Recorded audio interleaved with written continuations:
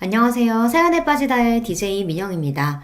오늘 사연자는 믿을 수 없는 상황에 자신이 꿈을 꾸고 있는 줄 알았다는데요. 과연 어떤 사연인지 들어보시겠습니다. 오늘도 두 가지 사연 준비되어 있어요. 끝까지 들어주실 거죠? 그럼 바로 시작할게요. 구독과 좋아요 잊지 말고 꾹 눌러주세요. 안녕하세요. 저는 60대 아저씨입니다. 제 주변 친구들을 보면 다들 자식들 시집장가까지 다 보내고 손주도 봐서 다들 만나면 손주, 손녀 자랑만 해요. 일도 다 은퇴하고 아내와 등산도 다니고 여행도 다니면서요. 그런데 제 삶은 또래 친구들과는 좀 다릅니다. 저는 혼자 살아요. 그리고 회사도 하나 운영하고 있습니다. 제 인생에 있어 가장 중요한 게 바로 제 회사예요. 이제 내 인생도 다 끝났구나 절망하던 순간 사업을 시작해서 지금까지 쭉 성장하며 지금에 이르렀거든요. 사실 제 인생이 기구하다면 좀 기구합니다. 가족까지 다 버리고 선택했던 가장 사랑했던 여자를 잃었어요. 그 이후로 정신이 나간 사람처럼 살았었는데 지금의 사업을 시작하게 되면서 큰 힘과 용기를 얻고 사람처럼 살 수 있게 되었습니다. 가끔 혼자라는 게 외롭고 지칠 때도 있어요. 친구들이 자식 결혼시킨다고 하고 손주 돌잔치라고 연락이 오면 나는 그동안 뭘 했나 싶기도 하고요. 하지만 어쩌겠습니까? 쉬지 않고 앞만 보며 달려오다 보니 결국은 혼자 남겨진걸요. 그래서 더 일에 열심히인 것 같아요. 그리고 제가 함께 일하는 직원들은 저처럼 살지 않기를 바라는 마음에 회사 복지만큼은 대기업만큼 지원해줍니다. 그러다 보니 우리 회사 직원들은 다들 결혼도 일찍 했고 아이를 키우는 직원들도 많아요. 제가 30년 넘게 회사를 운영하면서 느끼는 건데 직원들이 가정에서 편안함을 느껴야 회사 일도 열심히 하고 다른 회사로 이직도 안 하더라고요. 그래서 제 사업 목표가 신입사원으로 들어온 직원들이 10년이고 20년이고 고민하지 않고 우리 회사를 평생 직장이다 생각하고 다닐 수 있게 해주는 겁니다. 그래도 제 목표가 잘 이루어지고 있는지 우리 회사 가족들은 모두 가족 같아요. 친구에게 제 입으로 이런 이야기를 하면 제가 사장이라서 그런 소리 하는 거라고 하겠지만 실상이 그래요. 우리 회사에 신입으로 들어와서 안 그만두고 10년을 넘게 다닌 직원이 대다수인데다가 계약직으로 뽑은 직원들도 대부분이 다들 3개월 지나면 정직원으로 전환하겠다고 했어요. 어쨌든 제 인생은 작은 섬에 혼자 덩그러니 남겨진 호랍이라도 회사에서만큼은 직원들과 가족처럼 지내려고 노력하고 있습니다. 30도 안 돼서 아내 죽고 혼자 돼서 지금까지 난 죄인이니 혼자 살아야 한다 속죄하는 마음으로 살았지만 지금 와 생각해보면 40대 50대라도 좋은 사람 만나서 살아볼 걸 하는 생각도 듭니다. 물론 지금 와 이야기해봐야 소용없는 소리지만요. 만약 지금 다시 그때로 돌아간다고 해도 저는 용기가 없어 그렇게 하지 못했을 거예요. 사실 아예 기회가 없었던 건 아니에요. 사업이 잘 되고 나서 부모님이나 형제들이 여자 좀 만나보라고 여기저기서 선자리를 주선해줬지만 제 마음이 전혀 내키지 않았어요. 한 번은 제가 여자 만날 생각을 아예 안 하고 매일 일만 하고 있으니 어머니께서 답답하셨는지 억지로 선자리에 내보낸 적도 있었어요. 그런데 선자리에서 여자와 이야기를 하는데도 죽은 아내가 자꾸만 눈앞에 아른거려 대화를 이어갈 수 없었어요. 그때 이후로는 부모님과 형제들에게 아예 선포했죠. 난 여자 만날 생각 없다고요. 아이고 답답한 너. 집 팔자가 더러워 떠난 년이 뭐가 불쌍하다고? 저 좋은 나이에 여자도 안 만나고 혼자 늙어 죽겠대. 아유, 아이고 내 팔자야. 어머니 그런 소리 좀 하지 마세요. 어머니 며느리가 팔자가 더럽긴 뭐가 더러워요. 그냥 나 같은 모질이 같은 놈 만나서 고생만 하다가 간 거지. 불쌍한 사람 괜히 욕보이지 말고 그만 좀 하세요. 아내가 죽고 난 뒤에야 알게 된 것들이 너무도 많습니다. 아내를 생각하면 미안함밖에 없어요. 아내와 저는 20대 중반에 다방에서 만났어요. 저는 군대를 제대한 복학생이었고 아내는 다방 종업원이었습니다. 동네 친구들과 종종 다방에 갔었는데 그때 제가 아내를 보고 첫눈에 반해 몇 달을 쫓아다녔어요. 그러다 아내가 제 마음을 받아주자마자 저는 무조건 아내와 결혼하겠다고 아내를 데리고 집에 갔습니다. 그때 부모님과 형제들은 모두 다 제 결혼을 반대했어요. 이유야 뻔했죠. 아내가 다방에서 일했다는 걸 부모님도 형제들도 다 알다 보니 절대 안 된다는 거였어요. 이 자식이 미쳤나? 다방에서 커피나 타고 웃음이나 팔던 년을 데리고 와서 장가를 가겠다니? 너 제정신이야? 아버지는 한의사세요. 동네에서 가장 큰 한의원을 운영하고 계셨죠. 평생 공부만 하고 환자들만 돌보던 분이다 보니 굉장히 고지식하십니다. 그런 분이 다방에서 일하던 여자를 며느리로 인정할 리 없었어요. 더군다나 제가 살던 동네가 워낙 작은 동네라 동네 사람들끼리 서로 수저가 몇 개인지까지 다 알아요. 그런 동네에서 소문이라도 잘못 돌면 제 혼삿길은 막힌 거나 다름없었죠. 그런 상황에서 제가 다방에서 일했던 여자와 어울려 다니니 부모님은 어떻게든 헤어지게 하려고 용을 쓰셨어요. 아버지, 수현 씨가 다방에서 일한 건 아주 잠깐이에요. 지금은 간호조무사 한다고 학원도 다니고 있고요. 아이, 꼴값 떨고 있네. 송충이는 솔잎을 먹어야 하는 거야. 그 여자가 이 좁은 동네에서 다방에서 실실 웃음 팔고 다니고 모르는 사람이 없는데 나더러 그 여자한테 제주씨라고 부르라는 거냐? 말도 안 되는 소리를 하고 있어. 그런 소리 하지 말고 당장 헤어져. 형이 뭔데 나더러 헤어지라 말아야. 형이랑 나는 달라. 형이야 평생 바보처럼 아버지 말만 듣다가 장가까지 아버지가 정해준 여자랑 사랑도 없이 결혼해서 살지만 난 형처럼 그렇게 병신같이는 못 살아. 뭐? 병신? 너 지금 말 다 했냐? 이놈의 새끼가 인생 망하게 생긴 거 기껏 도와줬더니만 고마운 줄은 모르고. 누가 도와달래? 나는 나대로 행복하게 잘 살 거니까 신경 끄고 형이나 잘해. 형은 장남이라는 이유로 평생 아버지가 시키는 대로 하고 살아왔습니다. 한의원을 운영하시는 아버지의 뒤를 잇기 위해 비행기 조종사라는 꿈도 접고 한의대에 갔어요. 거기다가 대학 졸업하자마자 아버지께서 소개한 여자와 선을 봐서 2달도 안 돼서 식을 올렸죠. 형이 그렇게 바보처럼 살았으니 부모님은 제 돌발 행동을 아예 이해 못 하시는 거죠. 아이고, 그만 못해? 그런 말도 안 되는 년 하나 때문에 너희가 왜 싸워? 여보, 이게 다 무슨 일이에요? 동네 창피해서 얼굴을 못 들고 다니겠어. 더 말할 것도 없어. 그년이랑 당장 헤어지지 않으면 앞으로 넌 내 아들도 우리 집 자식도 아니야. 알겠어? 부모님도 모자라 형까지 반대했습니다. 제가 무슨 소리를 해도 들어주실 생각이 없었죠. 부모님은 제가 수연이와 계속 만나면 아예 인연을 끊고 살자고 하셨어요. 저는 아내와 도저히 헤어질 수가 없어 그대로 집을 나와 무작정 서울로 올라갔습니다. 그리고 아내와 살림을 차리고 살았어요. 물론 서울에서의 생활은 제 기대처럼 행복하기만 하지는 않았습니다. 아내가 너무 좋으니 앞뒤 안 보고 집을 나왔지만 제가 무슨 돈이 있었겠어요. 닥치는 대로 뭐든 하면서 아내를 먹여 살려야겠다 이런 생각만 있었습니다. 저는 새벽부터 나가서 밤 늦게까지 공사 현장에서 일했어요. 그때야 제가 젊고 힘이 좋을 때니 일당을 많이 벌 수 있었거든요. 몸은 힘들어도 집에만 오면 하나도 힘들지 않았어요. 예쁜 아내를 보면 힘든 줄도 몰랐거든요. 물론 한 번씩 부모님 생각이 나기도 했지만 제가 이제 어린애도 아니고 성인이니 내 가정을 꾸리고 책임져야 한다는 마음이 더 강했습니다. 아내한테는 아무도 없어요. 어릴 때 부모님이 다 돌아가시고 형제도 없어서 혼자 힘으로 지금까지 살아온 여자거든요. 평생 외롭게만 살아온 아내에게 제가 좋은 남편이 되어주고 싶었습니다. 하지만 현실이 그렇게 만만하기만 하지는 않더군요.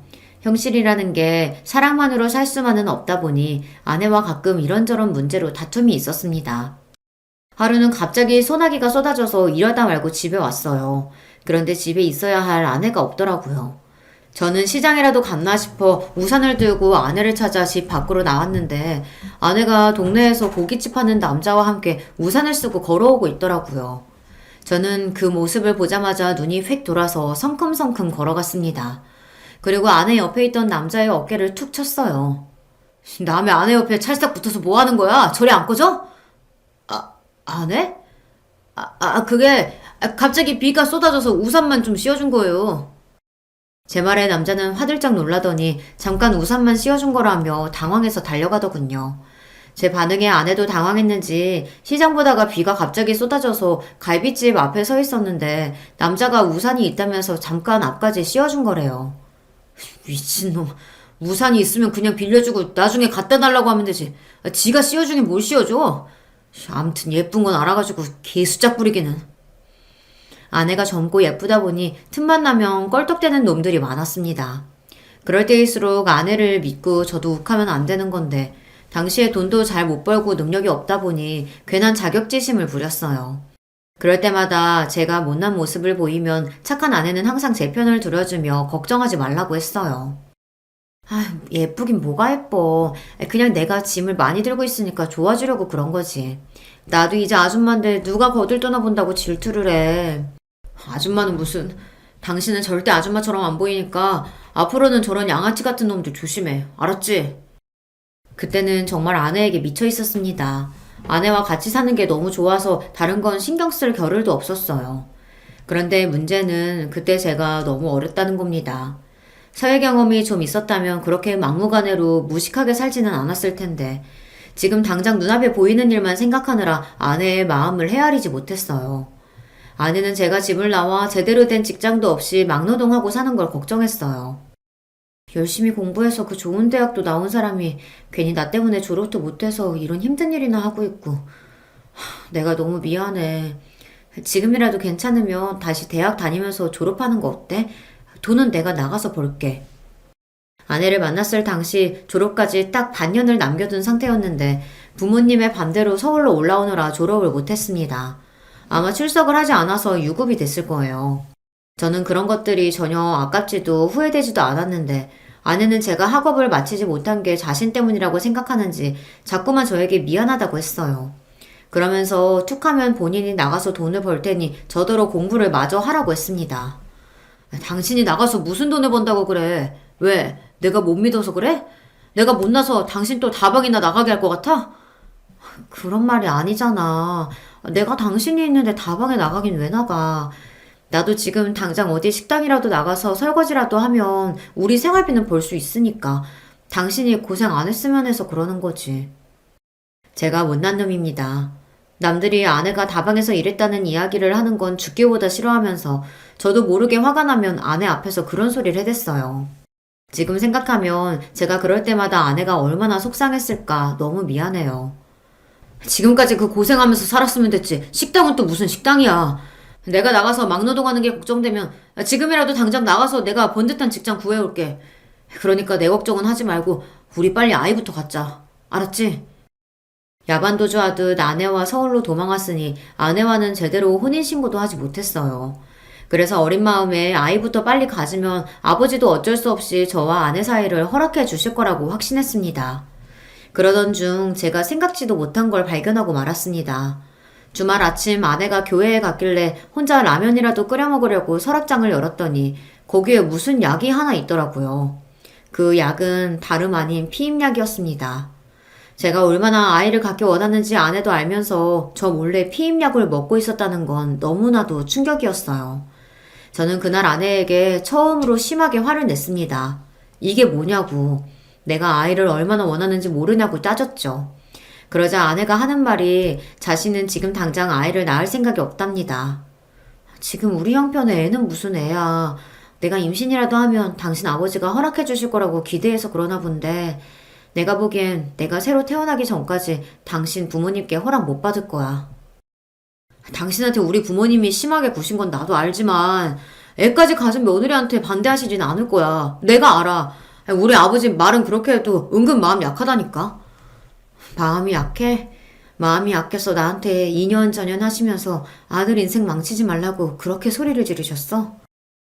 차가운 눈으로 매몰차게 말을 하는데 제가 아는 아내가 아닌 것 같았어요.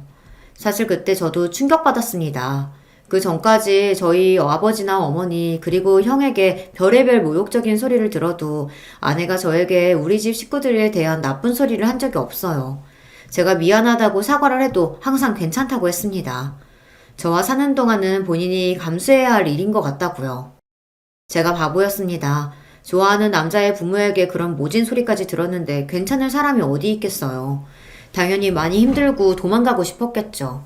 저는 아내에게 할 말이 없었습니다. 스스로가 너무 이기적이라는 생각이 들었거든요. 제가 아내와는 헤어지고 싶지 않고 그렇다고 평생 부모님과 등지며 살고 싶지는 않으니 사랑한다는 이유만으로 옆에 있는 아내를 가장 힘들게 하고 있었던 거예요. 도저히 할 말이 떠오르지 않아 저는 입을 다물어 버렸습니다. 우리 상황에서 애까지 낳아서 키우면 그 애한테는 못할 짓 하는 거야. 난 내 자식은 나처럼 크게 하고 싶지 않아. 그제야 생각해보니 제가 아이를 갖자고 이야기했을 때 아내가 한 번도 좋아, 우리 아이 낳자라고 이야기한 적이 없다는 걸 깨달았어요. 아내는 저와 달리 우리의 미래를 더 깊게 생각한 겁니다. 지금 같은 형편의 아이를 낳으면 그 아이가 행복하게 클 수 없다고 판단한 거죠. 그 이후 저와 아내의 사이가 전과는 조금 달라졌습니다.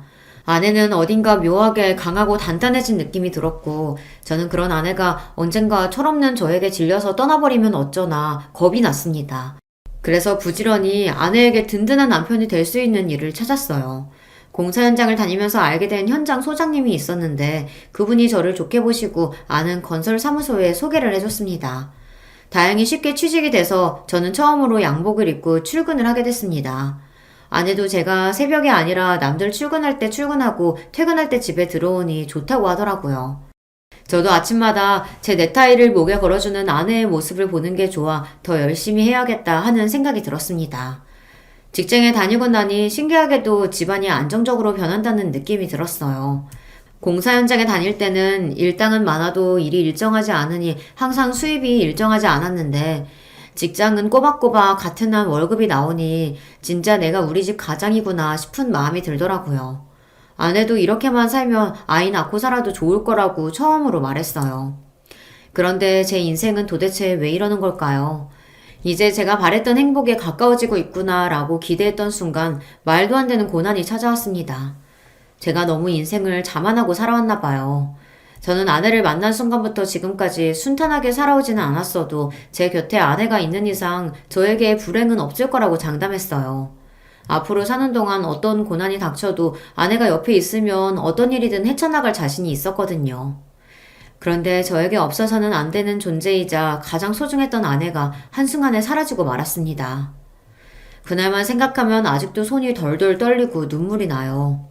퇴근하고 아내가 좋아하는 순대를 사서 집에 가는 길이었는데 제가 살던 집 골목에 소방차가 길을 막고 서 있었어요.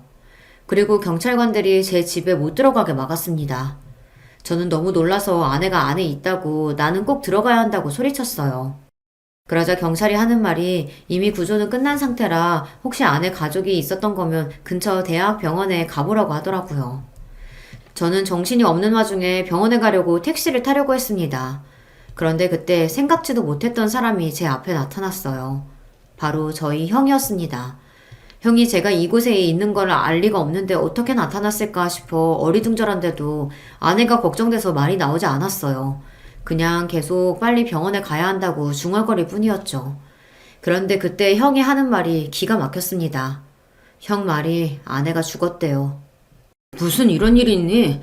너 여기 산다는 거 듣고 바로 찾아왔는데 글쎄 불이 나서 집이 다 불타고 있는 거야. 나는 혹시나 네가 여기 있기라도 할까봐 곧장 신고했는데 너는 없고 그 여자만 있었대. 알고 보니 집에 불이 난 걸 보고 소방서에 신고한 게 형이랍니다. 제가 집을 나가고 아버지가 계속 저를 수소문했었는데 오늘에서야 제가 이곳에 사는 걸 알아서 마침 집에 온 거랍니다. 그래서 불이 난 걸 본 거고요. 수연이 어딨어? 우리 수연이 어디 있냐고? 바로 병원으로 이송됐는데 병원 도착하기 전에 이미 죽었대. 제가 기억나는 건 거기까지입니다. 형 입에서 수연이가 죽었다는 말을 듣고는 저는 그대로 쓰러지고 말았어요. 그리고 눈을 떴을 때는 병원이었습니다. 저는 어떻게든 몸을 일으켜 일어나 당장 수연이에게 가겠다고 했지만 형이 말렸어요. 너 그동안 도대체 어떻게 산 거야? 의사 말이 너 몸 상태가 너무 안 좋아서 며칠 입원해야 된대. 형은 제 걱정에 그동안 뭘 한 거냐고 다그쳤지만 저는 들리지 않았습니다. 수연이 생각만 나서 눈물만 났어요. 제 몸이 어떤 상태든 상관없었습니다. 저는 그냥 수연이에게 너무 미안했습니다. 도망 나와 여기까지 끌고 온 것도 나면서 먹고 살겠다고 일하는 게 힘들어서 자꾸만 수연이에게 어린애처럼 징징댔어요. 아침에도 수연이가 새벽부터 끓여놓은 콩나물국이 짜다고 다 먹지도 않고 그냥 나왔거든요. 저는 믿을 수가 없었습니다. 수연이가 죽다니요. 저는 도저히 믿을 수가 없었습니다. 꿈이라고 생각하고 싶었어요. 그래서 저는 아무것도 하지 않고 잠만 잤습니다. 자다가 눈이 떠지면 또 눈을 감고 또 깨면 계속 잤어요. 그대로 수연이를 따라 죽어버렸으면 좋겠다 싶었거든요. 병원에 며칠 그러고 있었더니 옆에서 보고 있던 형이 답답했는지 태어나자마자 저를 끌고 본가로 들어갔습니다. 아버지는 저를 보자마자 욕을 하고 소리를 질렀지만 제 귀에는 아무것도 들리지 않았어요. 미친놈, 여자한테 미쳐서 부모 버리고 집까지 버리고 나가더니만 결국은 정신이 완전히 돌아버려서 돌아왔구나. 어이구 멍청한 놈. 아이고 고생하고 온 애한테 왜 욕을 하고 그래요. 어서 들어가서 좀 쉬어라. 아버지 말이 맞았습니다. 저는 정신이 온전치 않았어요. 누군가 제 머리를 망칠로 두들겨 패기라도 한 것처럼 멍하니 정신이 없었습니다. 눈을 뜨면 계속 수연이 생각만 하다가 눈을 감으면 눈물이 났어요. 지금 생각해도 스스로가 참 병신 같아요. 그때 그러고 있으면 안 되는 건데 슬픔에 숨어서 폐인처럼 살았습니다. 그래서 수연이의 마지막을 보지 못했어요. 그 여자 찾아올 가족도 없는 것 같아서 그냥 내가 화장해서 바다에 뿌렸어. 괜히 어디다가 모셔두고 하면 너 더 마음 못 잡고 살 것 같아서. 형 마음대로 그렇게 하면 어떡해. 찾아올 가족이 없기는 왜 없어. 내가 있는데. 그리고 우리 수연이 그 여자 아니야. 내 아내라고. 형이 병원에서 시신을 수습해 화장했대요. 그러고는 바다에 뿌렸답니다. 저는 왜 그랬냐고 그래도 나한테 물어봤어야 하는 거 아니냐고 소리쳤지만 형은 들어주지 않았어요. 기껏 뒷수습 다 해줬더니만 고마운 줄도 모르는 한심한 놈이라고 욕만 해댔죠. 미친놈. 한심한 소리하고 있네. 너희끼리 철없이 소꿉놀이나 해놓고 아내는 무슨 아내냐? 헛소리 좀 하지 말고 정신 차려. 맞습니다. 저는 세상에서 제일 한심한 놈이 맞아요. 사랑하는 여자 하나 지키지 못하고 마지막 가는 길까지 배웅해주지 못했으니까요. 더 가슴 아픈 건 저에게 남은 게 아무것도 없다는 겁니다. 부모님께 허락도 못 받고 야반도주 한 거라 둘이 혼인신고도 하지 않은 채 살았어요. 거기다가 집이 다 불타버렸으니 제 물건이나 수연이 물건까지 싹 다 사라져 버렸습니다. 그렇게 생각하니 더 힘들었습니다. 마치 제가 수연이를 만나 사랑하고 함께 살았던 시간이 현실이 아니라 꿈만 같았거든요. 수연이는 제 마음속에 꿈처럼 찾아왔다가 꿈처럼 사라졌습니다. 저는 수연이가 죽었다는 걸 인정하는 데까지 꼬박 1년이 걸렸습니다. 1년 동안 집 안에 처박힌 채 폐인처럼 지내다 함께 서울로 올라가기 전까지 수연이와 연애하면서 주고받았던 편지들을 방에서 찾았어요. 그 편지들을 하나하나 보고 나니 내가 이러고 있으면 안 되겠다라는 생각이 들더라고요. 수연이가 나를 보며 가장 행복해했던 그때처럼 제가 책임감 있는 모습으로 살아야겠다 다짐했어요. 그래서 다시 서울로 올라갔습니다. 부모님과 형은 뭐하러 서울에 다시 올라가냐고 하시며 그냥 여기서 새로운 직장 구하라고들 하셨지만 그러고 싶지 않았어요. 조금이나마 아내와의 추억이 남아있는 그 동네로 다시 돌아가고 싶었습니다. 거기서 원래 다니던 직장을 다니면서 착실하게 돈을 모으기 시작했어요. 그리고 몇 년 되지 않아 모은 돈을 기반으로 저도 건설 사무소를 차렸습니다. 제가 다른 능력은 없어도 영업 능력은 좀 타고났는지 손대는 일마다 일이 술술 풀려 금방 자리 잡고 10년 사이에 직원 2명에서 30명까지 늘어날 정도로 성장했어요. 최근에 사무실이 늘어서 직원이 50명이 넘었으니 꽤 규모가 커졌죠. 부모님은 두 분 다 돌아가시기 전까지 제 걱정만 하다가 돌아가셨어요. 그래도 제가 50 정도 됐을 때까지는 부모님이 어떻게든 장가를 보내려고 수단과 방법을 가리지 않으셨었는데 제가 전혀 여자도 만나지 않고 나가는 선자리마다 파토를 내고 들어오니 언제부턴가는 아예 포기하시더라고요. 그나마 하는 사업이 잘 되기 시작하니 오히려 한시름 놓았다고 하셨어요. 그러던 중 아버지가 먼저 돌아가시고 어머니께서 몇 년 전에 돌아가셨는데 어머니께서 이상한 소리를 하셨습니다. 그때 내가 너희 아버지나 형한테 그러지 말라고 말렸어야 했는데 나는 네가 그 애만 없으면 멀쩡하게 결혼해서 잘 살 줄 알았어. 나까지 너랑 걔한테 그런 상처 줘서 미안해. 아휴, 그 어리고 고운 애가 혼자 얼마나 힘들게 살았을까. 엄마가 지옥에 가서 대신 천벌 받을게. 미안해, 아들. 당시에는 단순히 어머니께서 지난날 저와 수연이의 사이를 반대하셨던 게 미안해서 끝까지 마음에 걸렸었나 보다 했는데 시간이 지나고 나니 어머니의 마지막 말이 걸렸습니다. 어리고 고운 애가 혼자 얼마나 힘들게 살았을까라는 말이요. 수연이는 이미 죽은 지 몇십 년이 됐고 그 전까지는 항상 저와 함께였었는데 혼자 힘들게 살았다는 게 무슨 의미일까 싶어서요. 하지만 이미 어머님, 아버님 두 분 다 돌아가셨으니 그 의미를 알 수 없었습니다. 형도 그때 당시의 일에 대해서는 일절 꺼내지 않으니 굳이 제가 먼저 꺼낼 수가 없었죠. 그리고 저도 나이가 드니 지난 과거의 일은 가슴에 묻고 살고 싶었어요. 지난 일에 매여 있기엔 현실이 너무 바빴거든요. 저에게는 남들 다 있는 처자식은 없어도 회사가 있습니다. 저에게 회사는 가족이자 친구였어요. 제가 사람도 잘 안 만나고 회사 일에만 열중하다 보니 주변에서는 물려줄 사람도 없는데 뭘 그렇게 회사를 열심히 키우냐고 했습니다. 그렇게 돈 많이 벌어봐야 물려줄 자식도 없는데 나중에 어떡하려고 회사 일만 죽어라 하면서 사냐? 돈도 벌 만큼 벌었는데 좀 쉬엄쉬엄 하면서 운동도 하고 여행도 좀 다니고 그래. 너 그러다 과로로 늙어 죽으면 하늘나라 가서도 후회한다. 내가 물려줄 사람이 없게는 왜 없어. 우리 회사 직원들이 있는데 나 죽기 전에 나랑 같이 고생했던 직원들한테 다 나눠주고 갈 거야. 다들 제 말을 믿지 못했지만 저는 진심이었습니다. 저에게 남은 게 뭐가 있겠어요. 회사 달랑 하나인데 그 회사 위에 자신의 평생을 바쳐 열심히 일한 직원들에게 모두 다 주고 가고 싶었어요. 저는 이런 이야기를 직원들에게 종종 합니다. 직원들도 처음 들었을 땐 대표가 술에 취해서 술주정을 하나 보다 하지만 함께 오래 일한 직원들은 제 마음을 알아요. 제가 회사와 우리 직원들을 얼마나 소중하게 생각하는지요. 저에게 회사 직원들이 가족이나 다름없었습니다. 그래서 직원들 경조사에는 무슨 일이 있어도 참석하고 회사에서 지원해줄 수 있는 만큼 지원을 해줬어요. 제게는 가장 소중한 회사를 위해 일해주는 직원들이 걱정 없이 행복해야 제 회사를 위해 더 힘써줄 걸 아니까요. 회사에 2, 3년 전 입사한 남자 직원이 하나 있어요.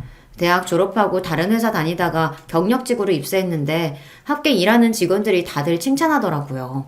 나이에 비해 성숙하고 일도 깔끔하게 잘한다고요. 사실 그 전까지는 다른 회사에서 일하다 온 직원이니 그렇게 눈여겨보지는 않았어요. 우리 회사 특성상 신입사원으로 들어와서 대부분 오래 일한 직원들이 많아서 다른 회사에서 이직해온 사람은 어쩐지 의리가 없다는 느낌이 들었거든요. 그런데 몇 년 지켜보다 보니 직원들 말대로 사람이 괜찮았어요. 왜 나이가 들면 그런 게 다 보이잖아요. 아무리 회사 상사고 대표라 예의를 지키고 잘한다고 해도 이 사람이 가정교육을 어떻게 받았는지 집안 분위기는 대략 어떨 것 같은지 좀 보이더라고요. 제가 제 자식은 안 키워봤어도 30년 넘게 혼자 운영하면서 수많은 직원들을 뽑고 겪어봤으니 그런 안목이 좀 생기더라고요. 그 직원은 누가 봐도 화목한 가정에서 가정교육을 잘 받은 것 같아 보였어요. 그 직원이 3년차쯤 됐을 때 회식 자리에서 처음으로 사적인 이야기를 좀 했는데요. 경력직이라고 해도 이제 회사에 들어온 지 3년이 된 대리다 보니 저와는 따로 이야기를 나눌 기회가 없었어요. 그런데 회식 자리에서 제 건너편에 앉았더라고요. 흔히들 직장 동료들과 이야기를 나누듯 여자친구는 있냐, 집은 어디냐 이런 식의 이야기를 나눴는데 둘이 이야기를 나누다 보니 훨씬 더 사람이 괜찮아 보였어요. 술이 꽤 들어간 상태로 사적으로 대표를 대하는데도 눈이 총명하고 흐트러지는 거 없이 말을 예의 바르게 잘하더라고요. 거기다가 결혼할 여자친구가 있는데 어머니가 혼자시라 마음이 쓰인다는 고민까지 털어놨어요. 어머님이 혼자서 아들을 아주 바르게 잘 키우셨네. 아버지께서 하늘에서 보시면 많이 뿌듯해 하시겠어. 늙으면 이게 문제입니다. 요즘 젊은 사람들은 아무리 회사 대표라도 직원들 가정사에 이러쿵저러쿵 떠드는 거 싫어한다는데 제가 또 그걸 잊고 오지랖을 부렸어요. 어머니가 혼자 계신다는 말에 저는 당연히 아버지가 돌아가셨다는 이야기인 줄 알았습니다. 아버지께서 돌아가셨는지는 저도 사실 잘 몰라요. 그냥 제가 태어나기 전에 부모님이 헤어지셨다고만 들었거든요. 직원의 말에 저는 순간 당황해서 바로 사과했습니다. 내가 늙어서 뭘 모르고 괜한 주책을 부렸다고요. 그러자 직원이 아니라고 오히려 손사래를 쳤어요. 아니에요, 대표님. 제가 괜히 제 개인적인 이야기를 해서 그렇죠. 대표님이 너무 편하게 잘해주셔서 제가 너무 말을 많이 했나 봐요. 신경 쓰지 마세요.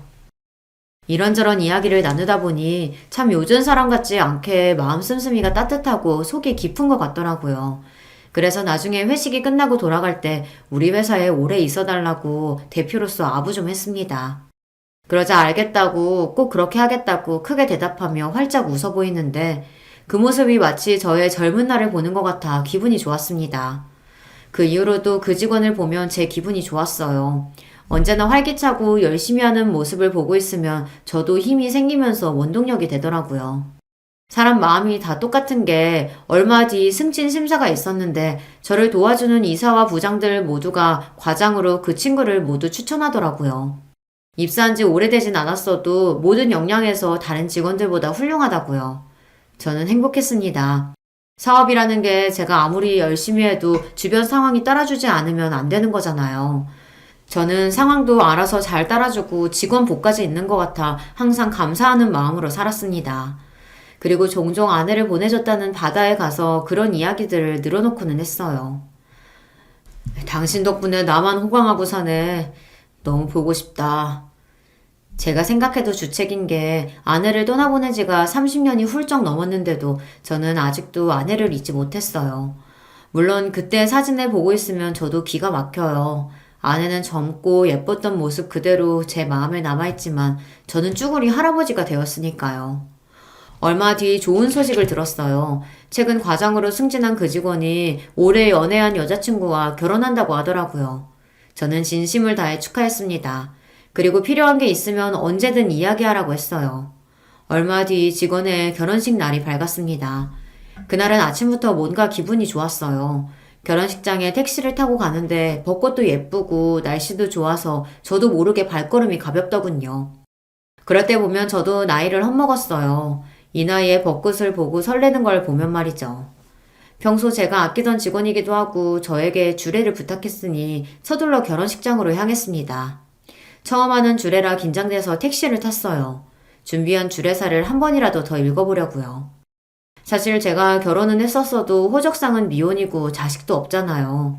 이런 제가 주례를 한다는 게 직원에게 미안해서 다른 사람에게 부탁하라고 좋게 거절했는데 직원이 하는 말이 우리 회사에서 근무하는 동안 느낀 건데 제가 회사 대표가 아니라 마치 진짜 아버지 같아 꼭 주례를 해줬으면 한다고 하더라고요. 사실 제가 아버지가 없이 자라서 아버지가 계시면 어떤 느낌일까 많이 궁금했었는데 대표님께서 저 결혼 준비한다고 휴가도 넉넉하게 주시고 신혼집에 모텔하고 보너스도 주셔서 정말 감사했어요. 사장님께서 꼭 주례해 주셨으면 좋겠는데 한 번만 더 생각해 주세요. 이렇게 이야기하는데 어떻게 모르는 척을 하겠어요. 저도 고민할 것도 없이 알겠다고 제가 주례를 하겠다고 했습니다. 직원들 앞이라 분위기에 휩쓸려 하겠다곤 했는데 긴장이 되기는 많이 되더라고요. 택시에 내려서도 연신 숨을 몰아쉬었어요. 결혼식장을 보니까 더 떨리더라고요. 꼭 대학 수능 시험 보러 가던 심정 같기도 해서 그대로 도망가고 싶은 마음마저 들었습니다. 그런데 도망갔으면 큰일 날 뻔했어요. 그날 결혼식장에서 말도 안 되는 사람을 보고 말았거든요. 제가 죽기 전까지는 절대 볼 수 없을 거라고 생각했던 사람, 바로 아내를 만났습니다. 지금 생각해도 믿기지 않아요. 분명 죽은 줄 알았던 사람인데 그 사람이 어떻게 제 눈앞에 있나 싶어서요.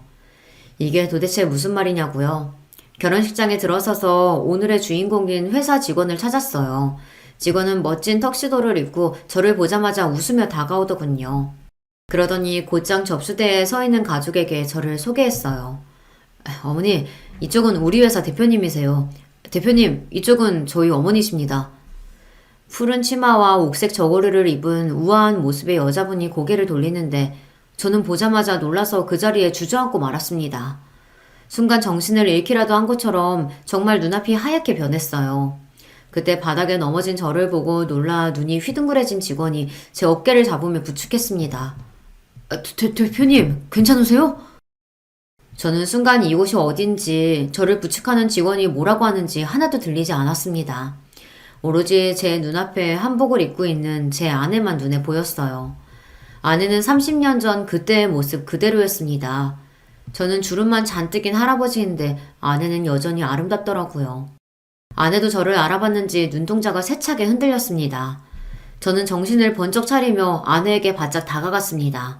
그리고 아내의 어깨를 덥석 잡았어요. 여보, 수연아, 당신이 어떻게 여기 있을 수가 있어? 당신이 살아 있었던 거야? 그 순간 제 뒤에 있던 직원이 놀라서 휘둥그레진 표정으로 저를 밀어냈어요. 대표님, 지금 뭐 하시는 거예요? 우리 어머니께 여보라뇨. 이 손 놓으세요. 아내를 만났다는 놀라움에 손에 힘이 바짝 들어간 저는 직원이 제 손을 떼어놓으려고 하는데도 손이 떨어지질 않았어요. 그 순간 아내도 당황했는지 못 볼 걸 보기라도 한 것처럼 손을 떨었습니다. 주영아, 이 사람이 왜 여기 있어? 너희 회사 대표님 결혼도 안 한 싱글이라고 하지 않았어? 아내도 이 상황이 혼란스러운 건지 말까지 더듬으며 어쩔 줄 모르더군요. 그러더니 제 눈도 쳐다보지 못하고 혼잣말을 중얼거렸어요.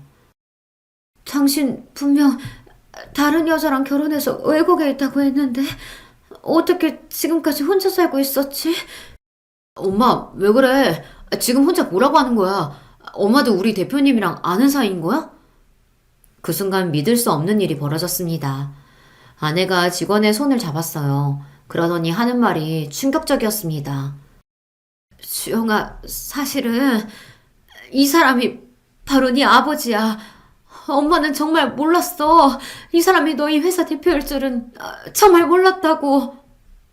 그 순간 저도 직원도 둘 다 너무 놀라 말문이 턱하고 막히고 말았습니다. 지난 3년 동안 직원으로만 생각했던 친구가 글쎄 제 친아들이었답니다.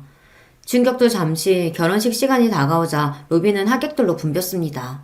저는 이대로 줄에는 절대 설 수 없을 것 같아 결혼식장에 부탁해서 급한 대로 업체에 주례를 부탁했어요.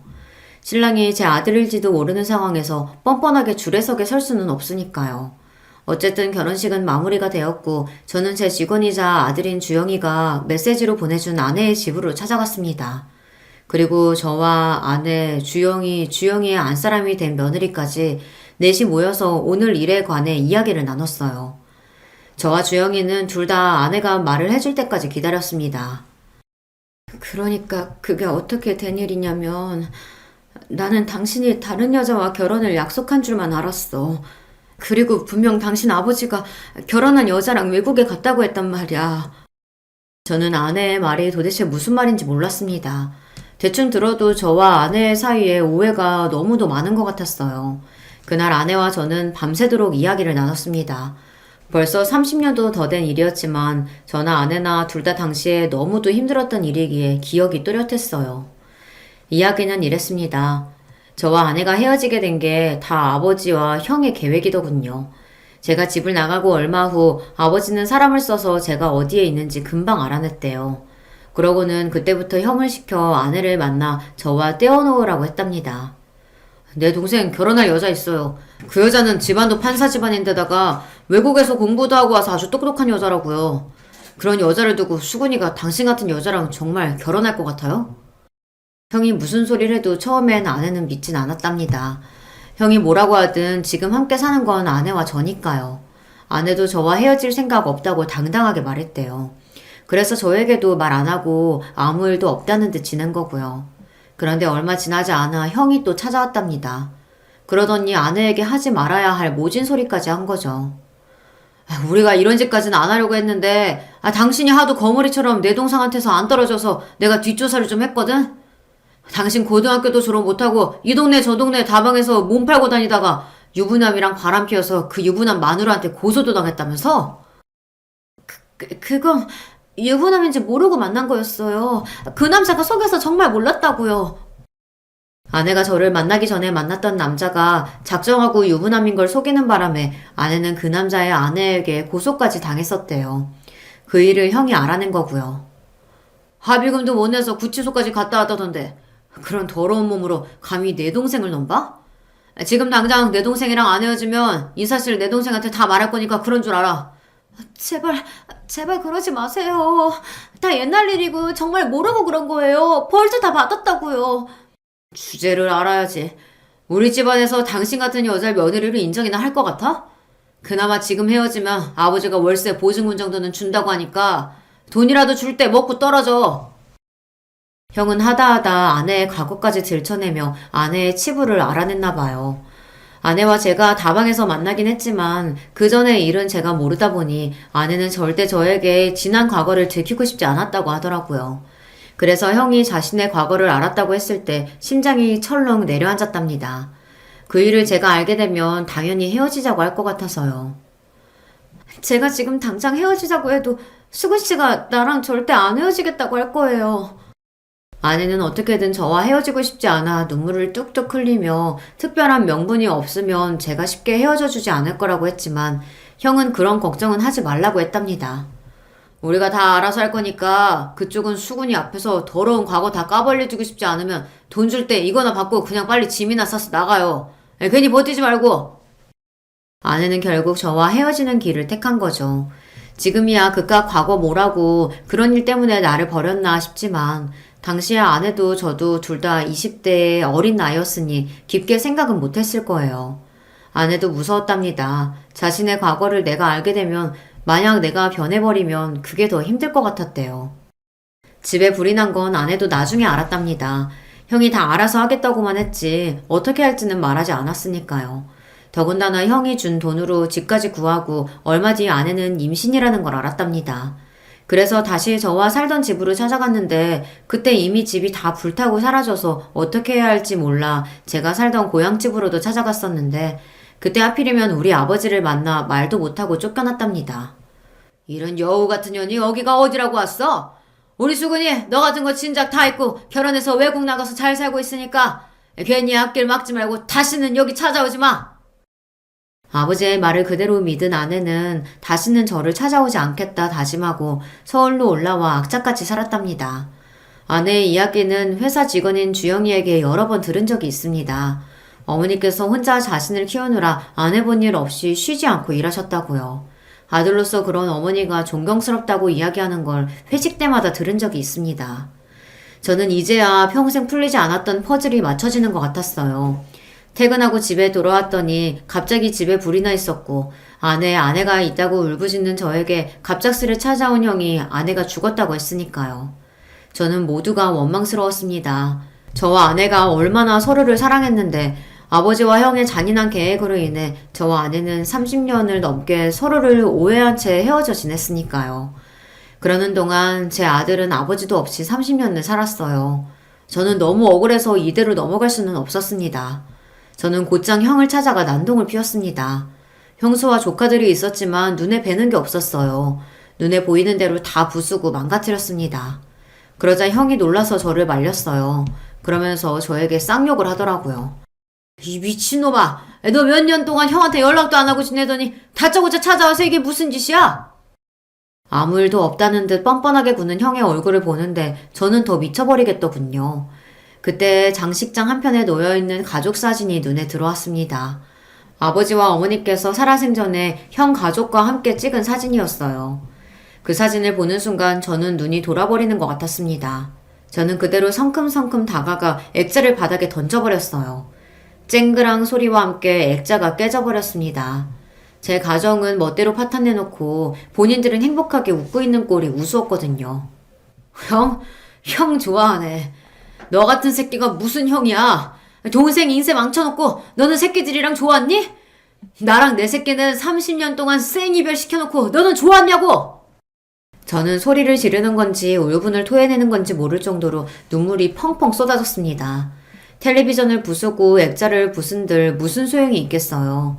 이런다고 해서 제 지난 시간이 다시 돌아오는 것도 아닌데요. 저는 모든 순간이 다 후회가 됐습니다. 그때 불이 나서 아내가 죽어버렸다는 것에 너무 충격받아 말도 못할 정도로 바보가 될 게 아니라 내 손으로 아내를 찾아 묻고 모든 일을 정리했어야 했어요. 그랬다면 아내가 죽지 않았다는 걸, 아내의 뱃속에 제 아들이 살고 있었다는 걸 다 알았을 텐데 모든 일이 후회됐습니다. 하지만 어쩌겠어요. 지나간 시간은 돌아오지 않는걸요. 저는 지나간 시간을 후회하지 않고 남은 시간을 알차게 쓰기로 했습니다. 저는 곧장 변호사부터 고용해 형을 고소했어요. 아버지 어머니도 싹 고소하고 싶었지만 이미 돌아가셨으니 고소할 사람이 형밖에 없더군요. 지난 30년 동안 형 때문에 아내가 감쪽같이 죽었다고 생각하고 살았으니 그 피해 보상을 받아야 했습니다. 물론 시간이 너무 지나서 증거도 없고 증인도 없지만 형이 죗값을 받을 때까지 끝까지 싸울 거예요. 저는 아직도 소송 중입니다. 그리고 최근엔 아내와의 오해도 하나하나 풀며 지내고 있어요. 30년이란 세월을 단 며칠 만에 뛰어넘을 수는 없겠지만 지난날 제 실수와 잘못을 인정하고 반성하면서 아내와 다시 잘 지내보려고 합니다. 아들과도 마찬가지입니다. 바로 얼마 전까지 직원과 대표 사이였으니 갑자기 부자지간으로 지낸다는 게 쉽지는 않지만 제가 많이 노력하고 있습니다. 아내와도 아들과도 함께 못다한 시간만큼 하루하루 더 값지게 쓰려고요. 저야 지금이라도 당장 아내와 살림을 합치고 싶어요. 지금까지 30년을 떨어져 지냈으니 단 하루라도 더 함께 살고 싶거든요. 아들도 조심스럽긴 하지만 그렇게만 되면 좋다고 했어요. 안 그래도 저까지 결혼해서 나가서 엄마 혼자 사시는 게 걱정됐었는데 엄마한테도 좋은 남자친구가 있으면 좋죠. 아들은 아직 저를 아버지라고 부르지는 않아요. 회사에서 매일 만나다 보니 아직도 대표님이라고 부릅니다. 그래도 다행인 건 저를 아내의 남자친구로 인정은 해줘요. 그리고 저는 올해 크리스마스에 프로포즈를 준비 중입니다. 아내는 둘 다 이제 나이도 많은데 뭐하러 결혼하냐고 하지만 저는 죽기 전에 아내와 꼭 혼인신고를 하고 같이 살고 싶어요. 아들도 제 호적에 올리고요. 그래서 지금까지 아들과 아내에게 해주지 못한 걸 모두 다 해주고 싶습니다. 예전엔 가난해서 아내에게 좋은 옷 한 벌 못 사줬지만 지금은 집도 사주고 회사도 다 아들에게 줄 거예요. 죽을 때 저에게 10원도 남아있지 않아도 아들과 아내에게 주고 갈 수만 있다면 그거로 저는 이 세상 편하게 떠나갈 수 있을 것 같아요. 여러분께서 제 프로포즈 꼭 성공할 거라고 응원하는 댓글 좀 많이 달아주세요. 여러분의 댓글이 저에게 큰 힘이 될 것 같습니다. 끝까지 저의 이야기 들어주셔서 감사합니다. 저처럼 인생의 끝자락에 새로운 시작을 준비하는 모든 분들 응원합니다. 안녕하세요. 저는 지방 사는 70대 여자입니다. 요즘 세대는 그래도 덜하지만 우리 시대 때는 시집살이 때문에 고부 갈등이 참 많았어요. 제 주변에도 눈물 없이는 들을 수 없는 시집살이가 참 많습니다. 그런데 저는 결혼하고 한 번도 시어머니에게 쓴소리를 들어본 적이 없어요. 이런 사람 좋은 시어머니는 가을에 별세하셨는데 그래서 가을이 되면 시어머니가 그렇게 생각이 납니다. 인생이라는 게 참 우여곡절이 많고 어떻게 흘러가는지 예상 못하잖아요. 저 역시도 최근에 아주 놀라운 일이 있었습니다. 믿기 힘들었고 그 과정을 겪으며 상처도 많이 받았어요. 하지만 지금은 조금 괜찮아져서 이렇게 사연으로 제보하게 되었습니다. 저에게 무슨 일이 있었는지 궁금하시죠? 바로 시작하겠습니다. 저는 20살 성인이 되자마자 남편과 결혼했어요. 고등학교를 나오지도 못하고 공장에서 일했는데 그 이유는 제 아버지 때문입니다. 우리 아버지는 술을 정말 사랑하는 분이셨어요. 평소에는 사람이 아주 멀쩡했는데 술만 마시면 말 그대로 개가 되는 사람이었습니다. 어릴 때는 학교에 다녀오다 길거리에서 누가 싸우고 있어서 보면 그게 우리 아버지였어요. 너무 창피해서 얼굴을 가리고 도망을 다닌 적도 많습니다. 경찰서에 하도 불려가니까 나중에는 경찰 아저씨와 저는 서로 인사할 정도로 가까워졌어요. 아버지는 술을 마시면 그렇게 집안 살림을 다 부셨습니다. 안 그래도 가난해서 집에 물건도 별로 없는데 다 때려 부수니까 남아있는 가전제품도 말을 안 들었어요. 이 과정에서 엄마에게 손도 많이 대셨습니다. 결국 엄마는 아버지의 저런 행동에 더는 못 참겠다고 제가 중학생 때 한밤중에 벼랑간 갑자기 집을 나갔어요. 사실 엄마가 이렇게 갑작스럽게 집을 나가는 행동을 몇 번 했었거든요. 그래서 이번에도 곧 돌아올 줄 알고 언니랑 기다렸습니다. 그런데 엄마는 그 뒤로 행방을 아예 감추었어요. 엄마의 최종 가출 이후에는 진짜 살면서 엄마의 소식을 들어본 적도 없습니다. 오죽하면 언니가 그냥 죽었다고 생각하고 살라고 했었죠. 저한테는 2살 터울의 친언니가 있었어요. 엄마가 집을 나가고 더욱 술을 물처럼 마시는 아버지 때문에 둘이 많이 고생했습니다. 야, 종석아, 우리 이렇게 살면 다 죽어. 언니는 그래서 서울로 가려고 해. 너는 그 공장에서 만난 남자 있다며? 그 사람하고 결혼해라. 아버지랑 같이 살면 우리 평생 고통스럽게 살아야 해. 지금도 번 돈 다 빼앗기고 있잖아. 언니는 저에게 아버지랑 하루라도 빨리 떨어져야 한다고 했어요. 그러면서 본인은 서울로 가서 아버지와 연락을 끊고 저랑만 인연을 이어가겠다고 했습니다. 저는 아버지 때문에 공장에서 억지로 일했었는데 월급을 제 손으로 만져본 적이 없어요. 왜냐하면 월급날이 되면 아버지는 그걸 알고 공장 앞까지 찾아왔습니다. 퇴근한 제가 돈 봉투를 받으면 그걸 그대로 들고 가서 술을 사서 마셨어요. 월급을 주지 않으면 공장 앞에서 술병을 던지며 행패를 부리고 저에게 손을 대기도 하셨습니다. 그래서 어쩔 수 없이 주고는 했어요. 그런 아버지의 행패를 막아주었던 한 남자가 있는데 그 사람이 언니가 말한 제 첫 남자친구였어요. 저보다 3살 많은 남자였는데 그렇게 저는 그 사람과 결혼까지 하게 되었습니다. 저는 정말 살고 싶은 마음에 그 남자에게 결혼하자고 했던 거였어요. 아직도 제가 결혼하자고 했더니 놀란 눈으로 저를 쳐다보던 남편이 기억납니다. 우리 집은 당연히 해줄 수 있는 게 아무것도 없었어요. 도망치고 싶어서 결혼하는 사람이었는데 제가 무엇을 들고 갔겠어요. 아버지에게 저 결혼한다고 통보하고 집을 나서는데 뒤에서 욕하는 소리가 들렸습니다. 무서우면서 한편으로는 너무 다행이고 해방감을 느꼈어요. 가난했던 것은 우리 집뿐만이 아니었습니다.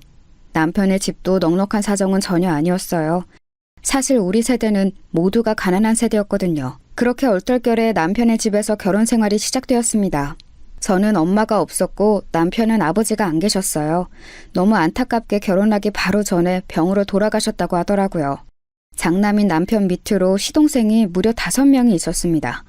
시어머니와 남편이 밖에서 돈을 벌어 식구들을 먹여 살리고 있었어요. 시어머니는 말수가 적고 온화한 분이셨습니다. 혼자 그 많은 자식의 밥을 하는 게 얼마나 대단해 보였는지 모릅니다. 결혼해서 저도 며느리로 그 집에서 같이 사니까 저는 당연하게 살림해야 한다고 생각했어요. 그래서 청소하고 빨래하고 요리하고 그렇게 지냈는데 제가 열심히 집안일을 하면 시어머니는 제 손을 꼭 잡고 늘 이렇게 말씀하셨습니다.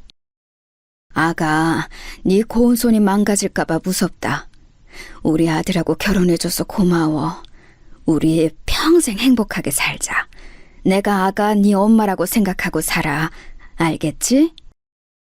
얼마나 사람이 대단한 분인지 아시겠죠? 저는 이런 시어머니 덕분에 고부 갈등을 전혀 겪지 않았어요. 친정아버지 때문에 도망치듯 결혼했는데 시어머니를 잘 만나서 다행이었습니다. 아버지와 사이가 안 좋으니 저는 명절에도 집에 가지 않았어요. 만나봤자 돈을 달라고 행패를 부리거나 술을 마시고 동네 사람들과 싸울 게 뻔했거든요. 그래서 저는 시어머니의 친정에도 같이 다녔습니다. 누가 보면 우리를 시어머니와 며느리가 아닌 엄마와 딸로 착각할 정도로 사이가 좋았어요. 이렇게만 말하면 제가 아주 행복한 결혼 생활을 했던 것 같죠? 그런데 전혀 아니에요. 왜냐하면 남편의 도박 중독 때문에 제가 얼마나 고생을 많이 했는지 몰라요. 남편은 결혼 전에는 전혀 안 그랬다고 하던데 결혼하고 정말 우연히 도박을 한번 해보더니 거기에 푹 빠지게 되었습니다. 공장에서 번 돈을 집에 가져오지 않고 그대로 도박장에 들고 갔어요. 시어머니와 저는 그런 남편을 찾으러 온 동네를 뒤지고는 했습니다. 결혼하고 저는 집에 있느라 공장에서 일하지 않았거든요. 남편이 벌어오는 돈으로 우리가 살았는데 저렇게 가장이 책임감 없이 행동하니 기가 막혔습니다. 시어머니도 간간히 용돈벌이로 남의 집 옷을 수선했는데 그걸로 우리가 먹고 살기엔 너무 부족했어요. 이런 남편 때문에 제가 얼마나 마음고생을 했는지 모릅니다. 하지만 이럴 때마다 시어머니가 제 손을 잡고 울면서 당신이 대신 미안하다고 해서 마음이 약해졌어요. 남편을 저 대신 때리면서 정신을 차리라고 몇 번을 말씀하셨죠. 물론 남편은 시어머니와 제가 아무리 말려도 들은 척도 하지 않았습니다. 심지어 있던 집을 담보로 도박해서 우리는 단칸방으로 이사 가기까지 했어요. 시동생이 무려 5이라 단칸방에서 잠을 잘 때는 똑바로 눕지도 못했습니다. 그 지경까지 가니 저도 집에 있을 수는 없었어요. 그래서 공장에 나가서 급하게 제가 돈을 벌었습니다. 이렇게 힘들게 사느라 임신은 저에게 다른 세상 얘기였어요. 남편은 약 3년 동안 도박에 빠져 살다가 간신히 정신을 차렸어요. 그 이유는 바로 막내 시동생이 병에 걸렸거든요. 그것도 이유를 제대로 알 수 없는 병이었어요. 남편이 밖에서 도박하고 돌아다녀서 시어머니와 제가 일하느라 시동생들을 제대로 챙길 수가 없었습니다. 그래서 막내 시동생이 한밤중에 열이 펄펄 나도 해열제만 계속 먹였어요. 그러다 어느 날은 아침에 깨어나질 않아 급하게 병원에 데려갔더니 불치병이라는 거예요. 이유를 알 수 없으니 병원에 입원한 상태로 있었는데 돈이 정말 많이 들었습니다. 둘째 시동생이 학교도 가지 않고 병원에서 간호하느라 고생이었어요. 막내는 생사로 오가고 시어머니와 저도 힘들어서 안 아픈 곳이 없으니 그제야 남편은 정신을 차렸습니다.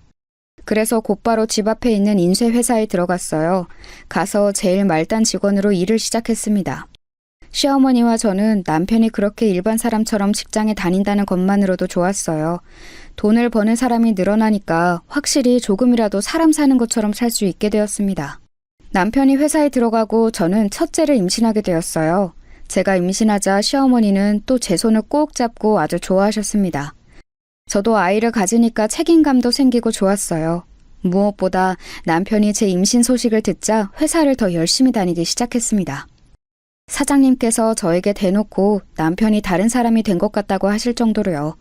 그때는 이제는 진짜 제 인생이 평탄하게 흘러갈 줄 알았답니다. 하지만 역시 그것도 제 착각이었어요. 저는 첫째를 가졌을 때 입덧이 매우 심했는데 뭘 먹으려고 하면 자꾸 속에서 뭐가 올라오는 느낌이 들었어요. 입에 대는 것은 물론이고 음식 냄새를 맡는 것도 힘들었습니다. 유일하게 신맛이 나는 것은 먹을 수가 있었어요. 그런 저를 위해 시어머니는 시장에 가서 시고 달달한 과일을 정말 매일 사다 주셨습니다. 신선한 것을 먹어야 한다고 쟁여놓지 않고 새벽 시장에 가서 사오셨어요. 남편이 해야 하는 일을 시어머니가 해주셨어요. 아가, 너 뭐 하는 거니? 임신했는데 이렇게 집안일하고 그러면 애 떨어진다. 빨리 가서 누워있어. 내가 할 테니까 가서 과일 먹으면서 쉬어라, 응? 어머니, 저 괜찮아요. 병원에서도 조금씩 움직이는 것은 오히려 아가한테 좋다고 하더라고요. 어머니는 6명이나 낳으셨잖아요. 그러니까 어머니야말로 가서 누워 계세요. 허리랑 무릎도 아프시면서 왜 자꾸 움직이세요? 시어머니는 임신 기간 동안 저에게 유독 더 잘해주셨어요. 원래도 저에게 친절하고 잘해주셨지만 임신 동안에는 더욱 저를 위해주셨습니다. 그런 상태로 첫째가 태어났는데 우리 시동생들에게도 아직도 고마운 게 있어요. 제가 아기를 낳고 현실적으로 집안 형편이 어려우니 바로 일을 했거든요. 일하러 나가면 시동생들이 우리 장남을 돌봐주었습니다. 제가 자식이 셋인데 제일 예쁨을 많이 받은 게 장남이에요. 그 뒤로도 저는 아들 1명, 딸 1명을 더 낳아 3남매를 낳았습니다. 아이를 낳으면서 계속 일했고 남편도 쉬지 않았는데 식구가 워낙 많으니 가난했던 것은 여전했어요. 그래도 성인이 된 시동생들은 각자 살 길을 찾아 떠났습니다. 그렇게 본인 인생을 열심히 살아주는 것이 오히려 고마웠어요. 특히 둘째 시동생은 저랑 동갑인 여자거든요. 저한테 꼬박꼬박 언니라고 부르면서 얼마나 잘해줬는지 모릅니다. 제가 임신했을 때도 시어머니와 함께 집안일을 하고 시누이라고 전혀 괴롭히는 것도 없었어요. 오히려 본인 오빠가 철이 없다고 저를 위로해 주었죠. 그런 마음씨 좋은 둘째 시누이는 성인이 되고 부잣집에 시집을 가게 되었습니다. 얼굴이 워낙 반반해서 인기가 좋았거든요.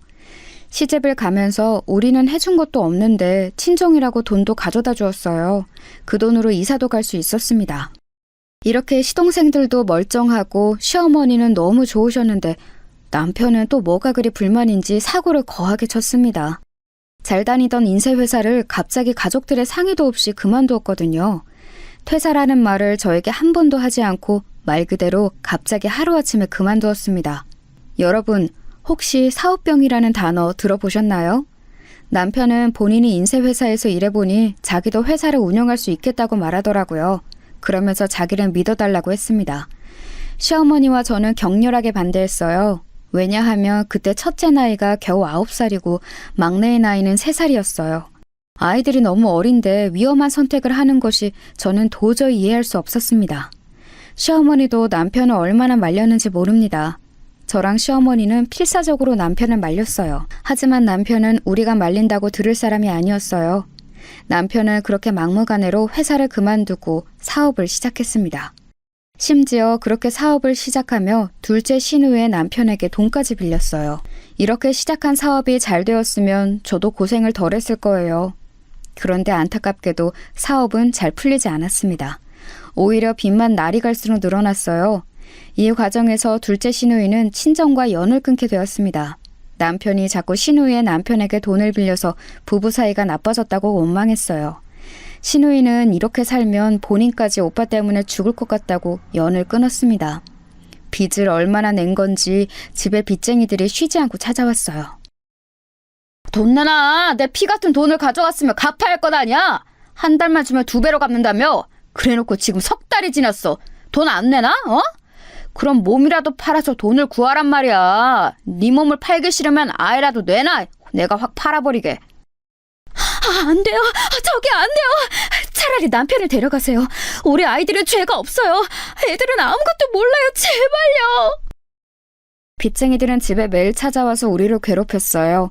심지어 아이를 데려간다며 우리 막내를 실제로 들고 집을 나가려고 했습니다. 그래서 시어머니와 저는 무릎을 꿇고 빌었어요. 그 사건이 있고 저는 인생을 포기하고 싶었습니다. 친정아버지 복도 없는데 남편 복까지 없는 불우한 인생이었어요. 아니면 그냥 차라리 삼남매를 데리고 도망을 가야 하나 생각도 들었습니다. 남편을 생각하며 속에서부터 우라가 치밀었어요. 그런 제 마음을 눈치챘는지 시어머니는 저에게 미안하다고 우셨어요. 미안하다고 당신께서 사과하시는데 마음이 좋지 않더라고요. 남편은 그래도 조금만 기다려달라고 했지만 이미 수중에 남은 재산은 하나도 없었어요. 기다린다고 잘 풀릴 것 같지도 않았습니다. 결국 시어머니와 저는 급한 대로 아주 작은 식당을 시작하게 되었어요. 우리 시어머니의 최고 장점이 요리를 매우 잘하는 거예요. 손재주가 워낙 좋아서 손으로 하는 모든 일에 재능이 있으셨습니다. 그래서 수선일도 잘하셨는데 무엇보다 음식을 매우 잘하세요. 그래서 아주 작은 식당을 열고 아침부터 밤까지 운영했어요. 시어머니와 저 그리고 시동생들은 식당 일에 매달렸습니다. 새벽부터 시장에 가서 재료를 사고 한 분의 손님이라도 더 오게 하려고 노력했어요. 그렇게 아끼고 아껴서 모은 돈으로 남편의 빚을 점점 갚고 있었습니다. 남편의 사업 실패로 인한 빚은 사실 어마어마했어요. 그 빚을 갚으려고 얼마나 고생했는지 몰라요. 게다가 식당을 운영하며 아주 슬픈 일도 겪었습니다. 왜냐하면 시어머니가 쓰러지셨거든요. 안 그래도 시어머니는 몸이 약한 상태였어요. 특히 시아버지가 돌아가시고 고생을 많이 하셨거든요. 어깨, 허리, 무릎 등 안 아픈 곳이 없었습니다. 그런데도 제가 임신하며 저를 제일 최우선으로 돌봐주셨어요. 셋을 낳는 동안 매번 마시는 것도 해주셨고 아이도 많이 봐주셨습니다. 그런 시어머니가 쓰러지니 저는 너무 슬퍼서 눈물이 나왔습니다. 엄마가 집을 나갈 때도 이렇게 슬프진 않았거든요. 하지만 식당 일을 쉬면 시어머니의 병원비를 낼 수가 없으니 정말 울면서 일했습니다. 다행히 시어머니의 손맛을 제가 옆에서 많이 봐서 흉내를 낼 수가 있었어요. 그렇게 낮에는 일하고 밤에는 병원에 가서 시어머니를 간호했어요. 워낙 고생을 많이 하기도 했고 연세도 많으셔서 병원에서 집에 그냥 가라고 하더라고요. 그래서 시어머니를 퇴원시키고 집에서 모셨습니다. 식당 일을 하다가도 시동생들에게 잠시 가게를 맡기고 집에 들러 어머니 끼니는 꼬박꼬박 챙겼어요. 단골 손님들이 딸보다 며느리가 훨씬 더 챙긴다고 대단하다고 하셨죠. 아가, 미안하다. 시집와서 고생만 하네. 내가 너무 미안해. 우리 다음 생에 만나면 엄마랑 딸로 태어나자. 미안해. 시어머니는 1년 동안 누워 계시다 결국 집에서 돌아가셨어요.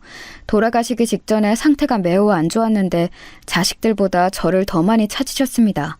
숟가락 들 힘도 없는데 저를 보고 천천히 저 말을 어렵게 하시고 눈을 감으셨어요. 그날이 제가 인생을 살면서 제일 많이 울었던 날이에요. 어머니가 돌아가신 슬픔에 저는 정상적으로 살 수가 없었습니다. 낮에는 그래도 제가 일해야 하니까 식당에서 일하고 밤마다 얼마나 울었는지 몰라요. 망할 남편은 시어머니가 돌아가시고 드디어 최종적으로 정신을 차렸어요. 저에게 어느 날 술을 마시고 오더니 무릎을 꿇고 울더라고요. 본인이 너무 미안했다고 이제 앞으로 자기 인생을 저에게 바치겠다고 했죠. 고맙거나 대단한 마음은 전혀 들지 않았습니다. 그저 아직 어린 우리 삼남매라도 어떻게든 키워보자고 했어요. 시동생들도 하나둘 커서 집을 나갔습니다. 남편은 식당에 나와 저를 도와 일했어요. 식당에서 일하면서 몸도 마음도 지쳤지만 이렇게 일하지 않으면 제 자식들을 키울 수가 없었습니다. 그래서 기계처럼 일했더니 손님이 많이 늘어났어요. 돌아가신 시어머니가 딸들에게도 안 알려준 비법을 저에게 알려주셨거든요. 그래서 그 요리 방법대로 요리했더니 점점 손님이 늘어 다른 지역에서 우리 식당에 올 정도로 손님이 늘었습니다. 아주 작은 가게에서 시작한 우리 식당은 어느새 점점 규모가 커지기 시작했어요. 나중에는 2층짜리로 가게를 확장했는데 이게 꿈인가 생시인가 싶었습니다. 그러면서 직원들도 많이 고용했어요. 돈도 많이 생겼는데 덕분에 우리 아이들이 하고 싶은 것도 시켜줄 수 있었습니다.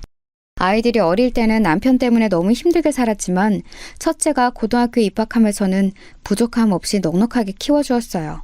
특히 첫째는 운동을 했었는데 사실 운동이 돈이 굉장히 많이 들어요. 코치 비용도 그렇고 연습 비용과 장비까지 많은 돈이 들어갑니다. 첫째는 야구를 좋아해서 야구 선수가 되고 싶다고 했어요. 그래서 제가 식당에서 일하며 번 돈으로 지원을 아주 많이 해주었습니다. 본인이 저렇게 하고 싶은 일이 명확하니까 저는 오히려 좋았어요. 지원을 해준 것에 비해 사실 첫째는 이렇다 할 성과를 전혀 내지 못했습니다. 그저 겉으로 보이는 훈련만 몇 번 참여하고 여자를 만나러 다녔어요. 운동한다고 들어간 돈이 적지 않았는데 용돈도 많이 가져갔거든요. 그 돈으로 여자친구들과 놀러 다니는 것을 제가 한두 번 본 게 아니랍니다. 사실 둘째와 셋째는 제가 낳았지만 아주 기특하거든요.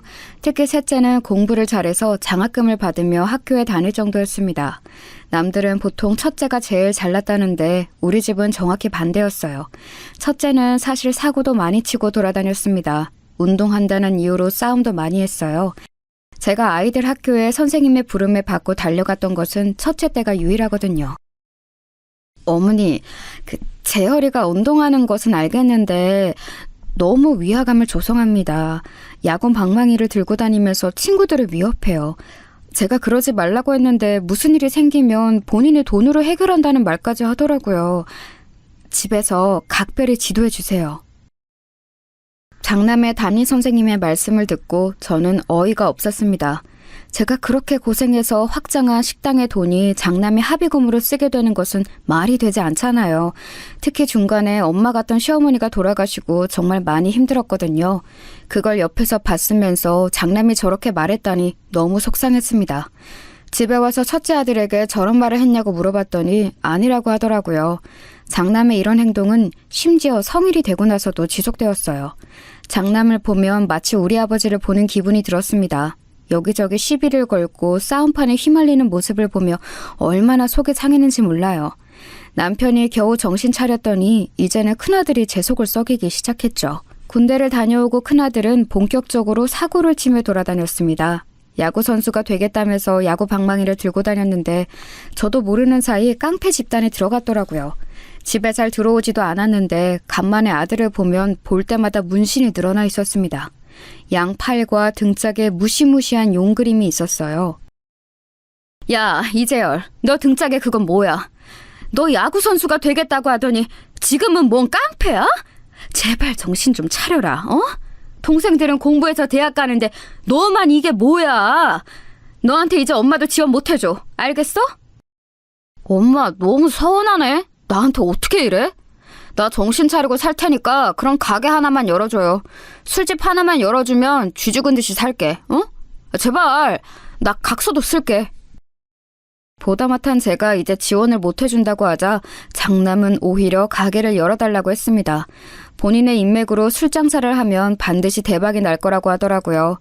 그런 장남을 보며 한숨이 나왔어요. 어렸을 때부터 고생하면서 제가 잠도 못 자면서 식당을 운영했는데 장남은 그걸 뻔히 알면서 술집을 차려달라고 했습니다. 둘째와 셋째는 알아서 본인 산길을 잘 찾아가고 있었어요. 저는 아무리 장남이어도 괘씸한 마음이 들어 열어주지 않으려고 했습니다. 그런데 남편이 그때 저를 설득했어요. 동생들이 잘 나가니까 본인이 얼마나 마음고생이 심했겠냐고 하더라고요. 이번이 마지막이라 생각하고 술집을 열어주자고 했습니다. 제 인생에 엮인 남자들은 도대체 왜 이 모양이가 싶었어요. 하지만 남편과 장남의 끊임없는 설득에 저는 진짜 이번이 마지막이라고 하고 가게를 하나 열어주게 되었습니다. 그리고 이 결정은 아직도 후회하고 있어요. 첫째 아들은 제가 술집을 열어주자 아주 좋아했습니다. 그러면서 본인 친구들을 초대해서 매일 술 파티를 하기 시작했어요. 같은 동네라 지나가며 보면 매일 술에 취해 있었습니다. 그래도 본인을 믿어달라고 큰 소리를 워낙 친 상태라 믿고 기다렸어요. 그런데 첫째는 장사할 깜냥이 없었습니다. 일단 제일 문제인 것은 장남의 태도였어요. 운동하던 습관이 남아있어 허세가 가득했습니다. 그래서 마치 군대처럼 직원들을 대했어요. 또 본인의 기분이 나쁘면 그게 다 티가 나는 사람이었습니다. 심지어 손님하고 싸워서 경찰까지 출동하는 사태가 일어났어요. 오죽하면 우리 식당의 단골 손님이 아들 술집 왜 저러냐고 할 정도였어요. 장사하는 분들은 아실 텐데 사실 맛은 거기서 거기고 서비스가 참 많은 것을 차지하거든요. 특히나 한국 사회에서는 친절하면 반은 먹고 들어간다고 할 정도랍니다. 그런데 아들은 손님에게 친절하게 대하지를 않고 오히려 본인의 기분이 나쁘면 위협해서 경찰까지 출동하게 만들었어요. 재열아, 엄마가 말하는 거 기분 나쁘게 듣지 말고, 응? 내가 장사를 몇 년을 했는지 알지? 일단 친절하게 웃으면서 대하면 손님들도 그거 알고 다시 찾아준단 말이야. 그러니까 네 기분 상했다고 너무 그렇게 대하지 마. 아우, 내가 알아서 한다고요. 엄마는 도대체 왜 나한테만 뭐라 그래? 내가 지금 엄마 도움받아서 가게 차렸다고 엄마 마음대로 내 가게를 조종하려고 하는 거야? 여기는 내가 사장이니까 내가 알아서 하겠다고 하잖아. 노파심의 엄마 마음으로 최대한 좋게 말하려고 해도 장남은 기분 나쁘게 반응했어요.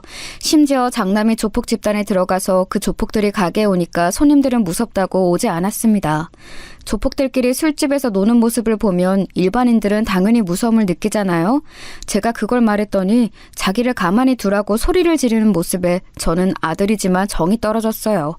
그러다 장남은 본인 가게에서 일하던 21살짜리 여자 직원과 결혼식을 올리기도 전에 아기를 가지게 되었습니다. 저는 처음에 장남이 무슨 어린 여자를 데려왔길래 무슨 일인가 했어요.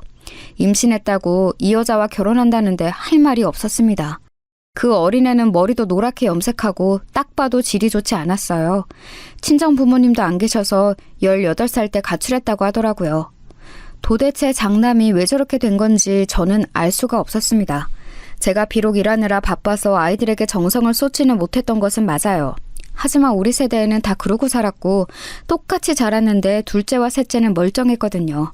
저는 도저히 이해할 수가 없었습니다. 그래도 내 자식이 결혼한다고 하니 가만히 있을 수는 없더라고요. 가게 근처에 신혼집을 급하게 마련해 주었어요. 며느리는 혼수로 들고 온 것이 아무것도 없었지만 일단 임신했으니 싫은 소리를 하기도 싫었습니다. 또 며느리를 보니 우리 시어머니 생각이 그렇게 나더라고요. 저한테 천사처럼 대해주셨던 시어머니를 생각하며 저도 며느리에게 잘해주려고 얼마나 노력했는지 모릅니다. 며느리는 임신해서 움직이기 힘들다고 집안일을 하나도 하지 않았어요. 그래서 제가 식당 일을 직원에게 맡기고 가서 대신 청소와 빨래를 해주기도 했습니다. 그렇게 하는데도 고맙다는 말을 전혀 들어본 적이 없어요. 출산한 며느리는 마치 상전처럼 굴었습니다. 어찌나 먹고 싶은 게 많은지 이것저것 요구하는 것도 많았어요. 저는 그래도 첫 손주니까 며느리가 그렇게 먹고 싶다고 하면 어떻게든 구해주었습니다. 그리고 저도 식당에서 시장으로 일하니까 바빠서 시집살이를 시킬 시간도 없었어요. 그래서 미안한 마음에 용돈도 자주 주었습니다. 그런데 장남 부부는 그런 용돈을 너무 당연하게 여겼어요.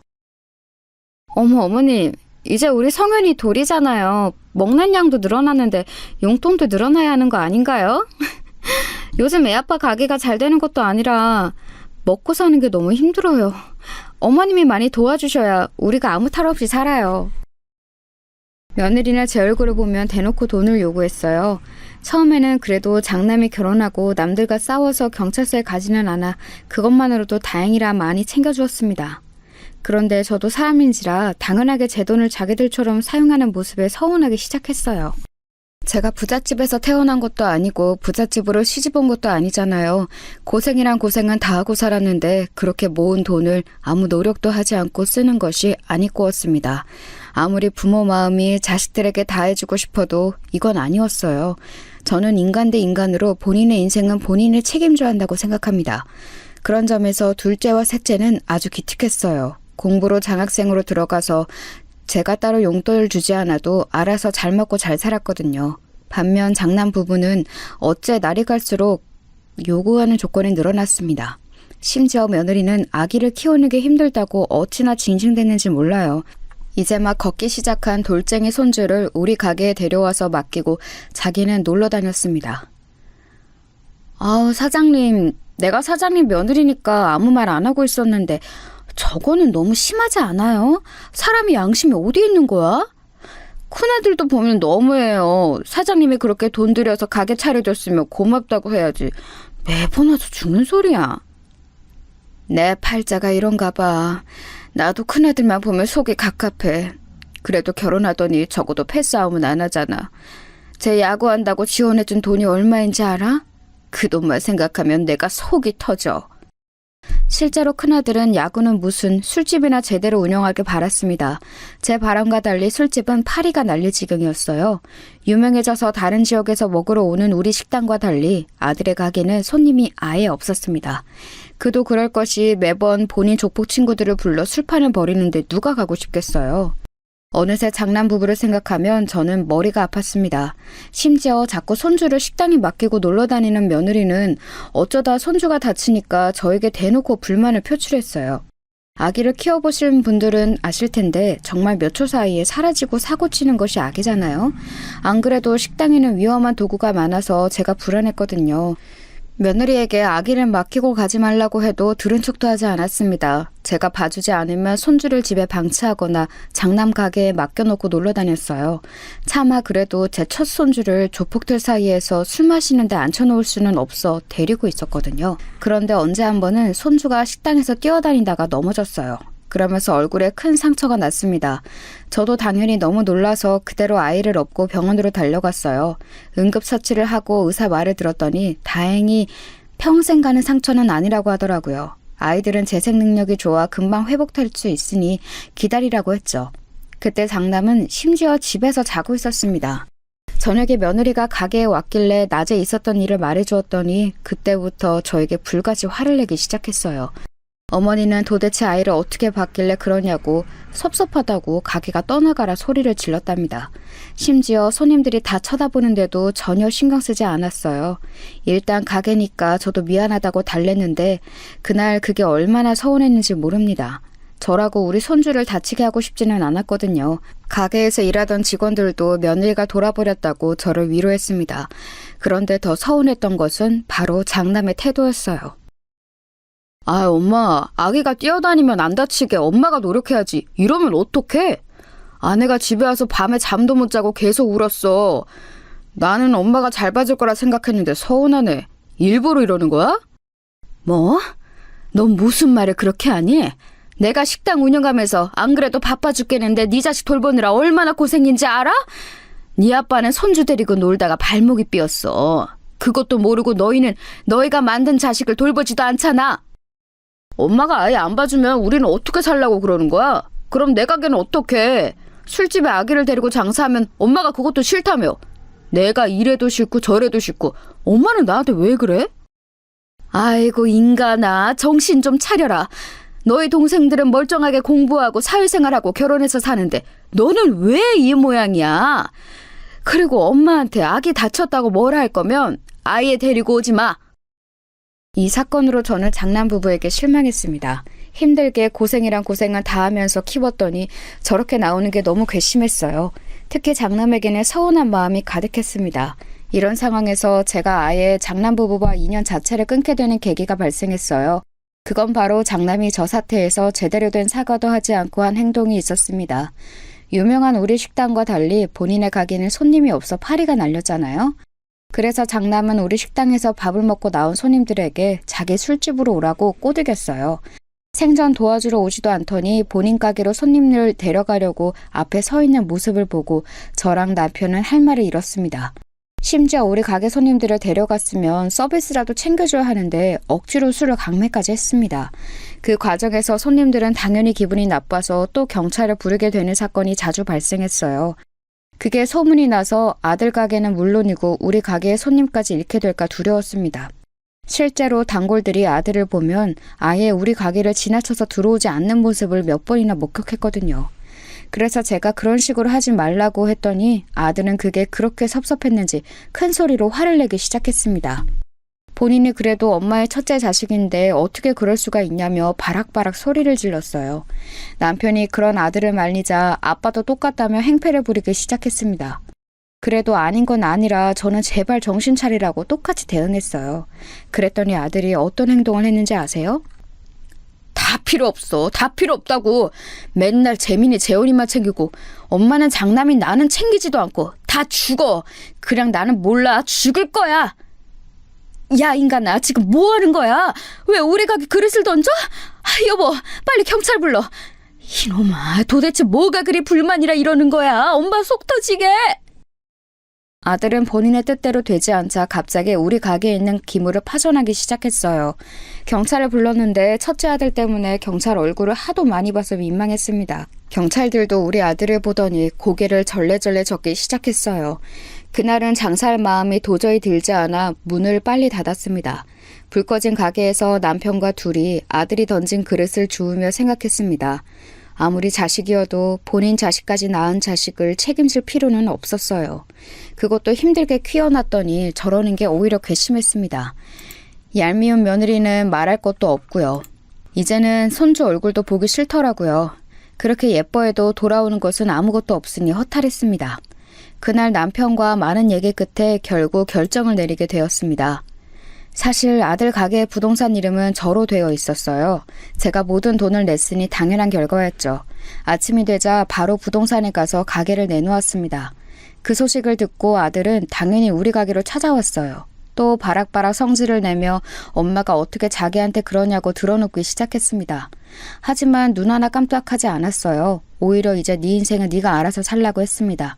그랬더니 또 욕을 그렇게 하면서 이놈의 집구석 더럽고 치사해서 못 살겠다고 하더라고요. 그러더니 다시는 보지 말자고 하고 그대로 며느리와 손주를 데리고 사라졌습니다. 그렇게 홧김에 나간 장남은 약 2주 뒤에 다시 돌아왔어요. 갈 때는 평생 얼굴도 안 볼 것처럼 하더니 돈이 없고 능력이 없으니 어쩌겠어요. 장남은 그런데 태도가 하나도 바뀌지 않은 상태였습니다. 오히려 당당하게 돈을 달라고 하길래 저는 그런 장남의 얼굴을 쳐다보지도 않았어요. 그랬더니 역시나 또 위협적으로 행동을 하려고 하길래 제가 먼저 나섰습니다. 미친 사람처럼 소리를 마구 질렀어요. 나가라. 나는 이제 너랑 며느리 얼굴이 꼴도 보기 싫어. 네 인생 망했다고 네 부모 인생까지 망하게 할래? 어? 내가 도대체 너한테 못해준 게 뭐야? 학생 때 운동하겠다고 해서 그거 지원해줘. 능력도 없어 조폭 집단에 들어가서 술집 차려줘. 결혼한다고 저 불려지 같은 년 데려왔을 때 집 구해줘. 인간아, 양심 있으면 내 눈앞에서 당장 꺼져. 그러면서 부엌에 가서 소금을 가져와서 뿌렸어요. 다른 사람들이 쳐다봐도 신경도 쓰이지 않았습니다. 오히려 더 과장되게 행동했더니 장남은 매우 당황했어요. 그러더니 저한테 당당하게 소리쳤습니다. 그래, 알겠어. 나도 싫어. 나는 평생 엄마랑 아빠랑 연 끊고 살 거니까 그렇게 하셔. 나도 서운하고 섭섭한 거 말하면 끝도 없어. 고아라고 생각하고 살 테니까 연락하지 마. 가자. 그렇게 장남은 완전히 제 눈앞에서 사라지게 되었습니다. 처음에는 속상하고 제가 너무했나 싶었어요. 하지만 남편과 둘째와 막내는 저를 위로했습니다. 오히려 앓던 이가 빠졌다고 남편을 좋아했어요. 실제로 그 뒤로 저는 아주 행복한 인생을 살게 되었습니다. 둘째와 셋째는 각각 본인들도 너무 잘났는데 배우자도 아주 잘 만났어요. 심지어 전문직이라 미래도 보장되었는데 성격까지 좋았습니다. 제가 결혼할 때 지원해줬는데 그게 그렇게 감사했다고 얼굴을 볼 때마다 얘기했어요. 그러니 저도 자연스럽게 더 지원해주게 되더라고요. 둘째네 부부는 영국으로 가서 결혼 생활을 했습니다. 본인들의 회사가 영국에 본사가 있다고 해서 해외로 가게 되었어요. 그런데 한국에 올 때마다 선물을 가득 들고 오더라고요. 그 모습을 보며 얼마나 뿌듯했는지 모릅니다. 이렇게 둘째와 셋째 부부 그리고 손주들까지 보고 있으니 첫째 부부는 금방 기억에서 사라졌어요. 오히려 연락이 없는 걸 다행으로 여겼습니다. 갑자기 나타나서 돈을 달라고 할까봐 얼마나 무서웠는지 몰라요.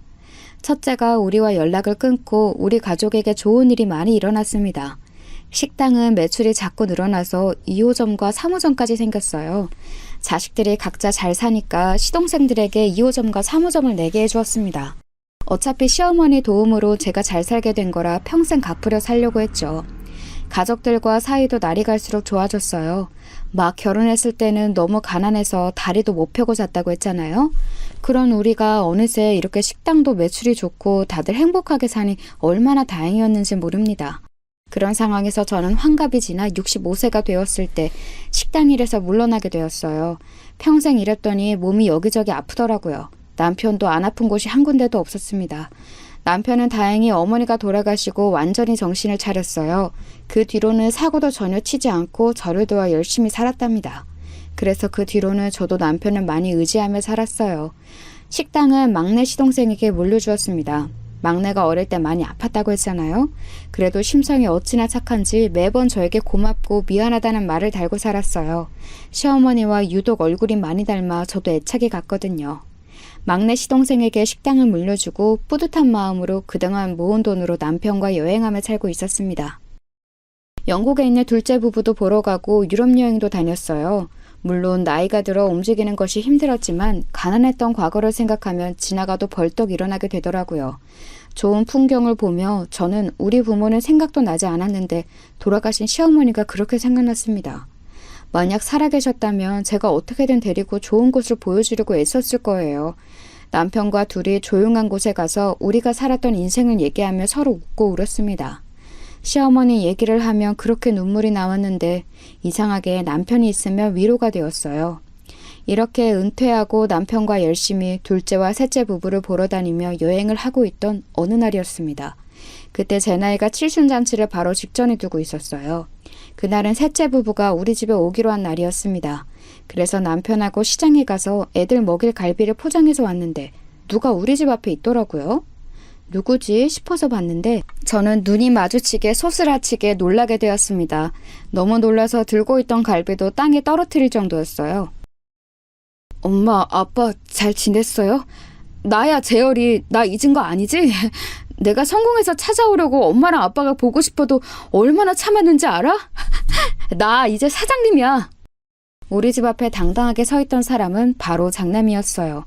장남은 때깔 좋은 양복을 입고 저를 찾아왔습니다. 본인이 사장이라고 소개하며 명함을 건넸어요. 봤더니 무슨 건설회사 사장님이더라고요. 아무리 미운 마음으로 끝이 났어도 자식 얼굴을 몇십 년 만에 보니 엄마 마음이라는 게 참 그렇더라고요. 미워도 자식이라고 얼마나 반갑던지 끌어안고 엉엉 울었습니다. 사실 장남 부부를 내치고 행복하게 살았어도 마음 한구석에는 늘 장남이 있었거든요. 어디서 무엇을 하고 사는지 알 수가 없었습니다. 그런데 이렇게 성공해서 저를 찾아오다니 너무 놀랐어요. 곧 셋째 부부가 집에 도착했고 눈물의 상봉이 이어졌습니다.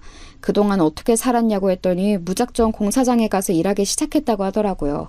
그러면서 차근차근 밑바닥부터 올라왔다고 했습니다. 이제는 완전히 정신 차렸다며 그동안 죄송했다고 비는 모습에 제 마음이 완전히 풀리게 되었어요. 그 뒤로 며느리와 손자도 데려왔는데 시간이 흘렀어도 얼굴이 똑같더라고요. 며느리도 사모님이 되어서 얼굴도 혈색이 아주 좋았습니다. 영국에 있는 둘째 부부에게도 이 사실을 알렸더니 너무 좋아했어요. 이런 와중에 장남은 저에게 칠순잔치를 하자고 하더라고요. 사실 나이가 드는 것은 너무 당연한 거라 생일이 그렇게 중요하게 생각되지 않았습니다. 그런데 장남이 너무 당연하게 잔치를 크게 해야 한다고 했어요. 그러면서 본인 거래처도 많으니까 최대한 큰 곳으로 잡자고 하더라고요. 본인이 다 주도하겠다고 당당하게 말하며 실제로 영국에 있는 둘째 부부도 부르고 시동생들도 다 불렀습니다. 온 가족이 모이니 생각보다 많이 북적거렸어요. 사람을 불러 노래도 부르고 음식도 맛있는 것을 잔뜩 먹었습니다. 저도 자식들이 한자리에 모이니 얼마나 좋았는지 몰라요. 그런데 사실 이날은 제 인생 최악의 날이랍니다. 제 사연의 핵심인 사건도 이날 일어났어요. 여러분, 사람은 안 바뀐다는 말 아시죠? 저는 이 말이 무슨 뜻인지 이날 알게 되었어요. 그것도 제 아들한테 이런 말을 하게 될 줄은 전혀 몰랐습니다. 칠순잔치를 성대하게 치르고 아주 배부르게 음식까지 먹고 기분이 좋은 상태였어요. 나머지 식구들은 집으로 갔고 우리는 우리 집에 가서 쉬려고 했습니다. 그런데 갑자기 화장실이 너무 가고 싶었어요. 그래서 화장실에 가는데 우리가 먹었던 연회장에 불이 켜져 있더라고요.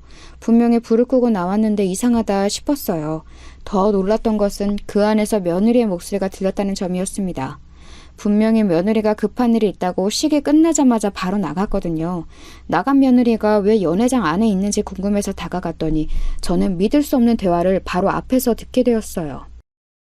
여보, 돈 위조 지폐로 바꾼 거 맞지? 아우, 심장 떨려 죽는 줄 알았어. 축의금 얼마 들어왔어? 우리 생각보다 많이 들어왔어? 빨리 그거 가지고 튀자. 곧 있으면 사채업자들이 우리 찾아올 거야. 내 예상보다 금액이 많아. 아까 위조 지폐로 바꾸는데 누가 볼까 얼마나 무섭던지.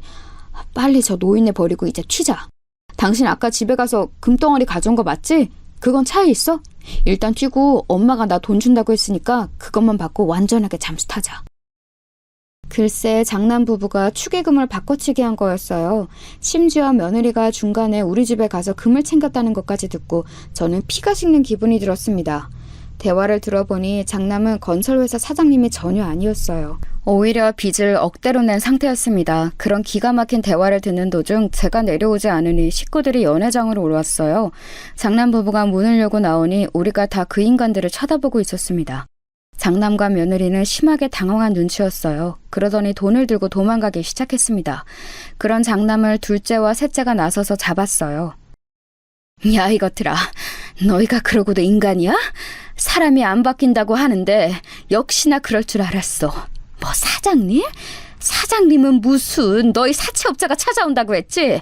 그래서 재열이 너는 얼마 전에 나한테 돈을 빌려간 거였어? 됐다, 어림도 없어.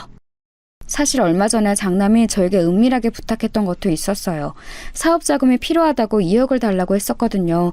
그래서 저는 가지고 있는 아파트를 하나 팔아서 주려고 했었습니다.